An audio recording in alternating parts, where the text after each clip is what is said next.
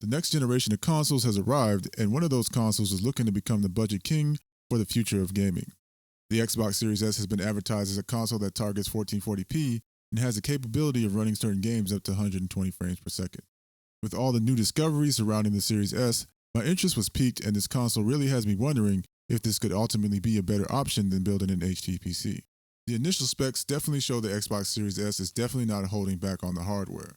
We have an 8-core CPU running at 3.6 GHz, a GPU running at 20 compute units at 1.565 GHz, 10 GB of GDDR6 memory, and 512 GB of NVMe SSD storage space. The external hardware includes 3 USB 3.1 Gen 1 ports, a gigabit Ethernet port, and an HDMI 2.1 port. So how well does the Xbox One Series S do as a basic streaming media player? The Series S does support major streaming applications, which includes Netflix, Prime, and Hulu. Even new up-and-comers like Disney Plus and HBO Max are present and accounted for. Live TV apps like HD Home Run and YouTube TV are also available, so it's fair to say Microsoft has made sure all bases are covered when it comes to options in this department.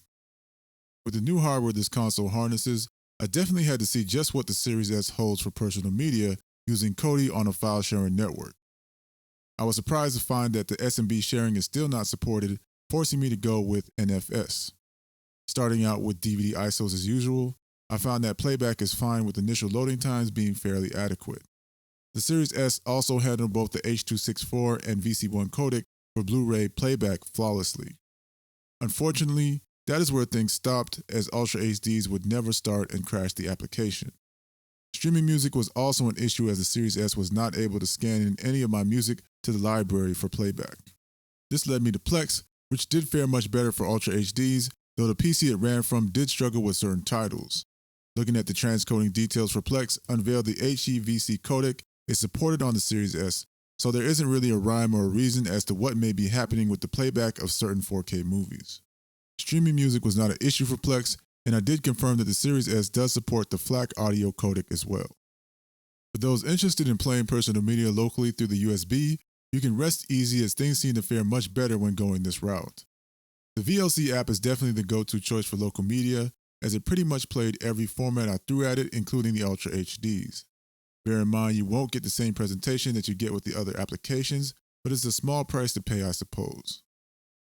Of course, you should not be paying the extra coin for this console if you do not plan to play any games. After all, the Series S was always centered on gaming from the beginning.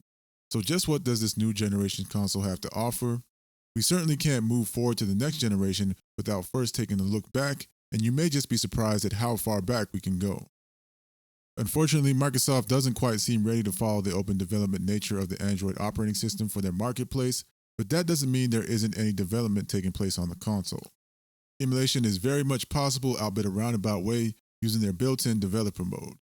To use this mode, you will have to shell out an additional $20, but what it ultimately nets you is access to more games than you would have originally had available on the system. Learning how to set up this mode is not straightforward, and it does take time to get familiar with the process, as it relies heavily on remote access from an available Windows 10 PC. Using the RetroArch application, I managed to get as far as the 7th generation of console.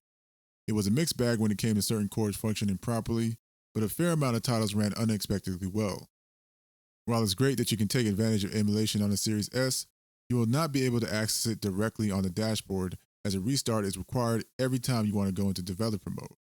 Nevertheless, this is a great start, and one can certainly hope Microsoft will come around to embracing apps like RetroArch at some point. While it's nice to know emulation is a possibility, it would be pretty cruel to dismiss the effort that Microsoft has put into ensuring you have a back catalog of titles to enjoy from their consoles of the past. If you purchase titles digitally as far back as the 360, you may just have access to it on the Series S.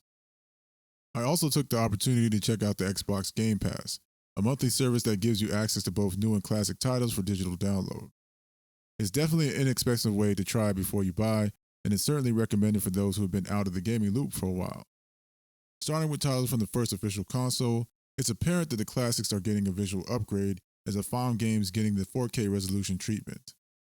This does, however, carry over from the Xbox One consoles, and I don't get the feeling that they've been truly optimized for the Series S. Next, I moved to the 7th generation, where it was much of the same for game enhancements. It is a bit disappointing knowing the hardware is being underutilized, but with the recent addition of Boost, a feature that doubles the frame rate of last generation games, more enhancements will hopefully be on their way. On to the 8th generation, where there is cause for concern as I started to see the hardware getting pushed into some very disappointing limitations. While performance has greatly improved for the majority of titles that ran on the Xbox One S, it looks like sacrifices are being made to target resolutions between 900p and 1080p, a far cry from the advertised 1440p that Microsoft initially stated when first introducing the system. This continues to be the theme moving forward into the current generation, where the same limitations arise in addition to not getting the boost in visuals that are available on the Xbox Series X and the PlayStation 5 console. The Xbox Series S comes close to being a solid all-around media player, but I'm not quite convinced it's a better choice over an HTPC. The support for streaming and the fact that the current generation games will be optimized for the Series S is certainly a positive for the console, but I can't help but feel a bit uneasy about just how well the hardware will do as new games start to arrive. One thing is for sure, a 1440p console this machine is not, and even calling this a 1080 machine is just too premature and will certainly need more analysis as more games release for the current generation. Well, that is it for my review of the Xbox Series S. For those wanting to know more about the emulation on the Series S, I'll be putting out another video that will go into more detail, so be on the lookout for that one. For now, this is The Core, your entertainment techie, signing out.